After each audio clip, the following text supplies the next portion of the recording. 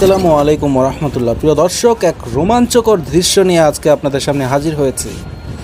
আমি খুবই এক্সাইটেড এই দৃশ্যটা নিয়ে।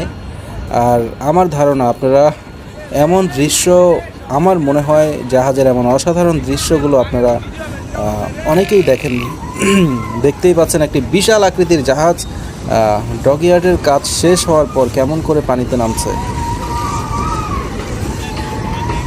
প্রিয় দর্শক, ওই যে আপনারা ধোয়ার মতো দেখছেন, এটি কিন্তু মূলত এই জাহাজটি যেই রেল লাইনের মতো যে গাড়িটা দিয়ে নামছে, সেই গাড়ির চাকার ঘর্ষণ লোহার সাথে হওয়ার কারণে কিন্তু এমন ধোঁয়া তৈরি হচ্ছে।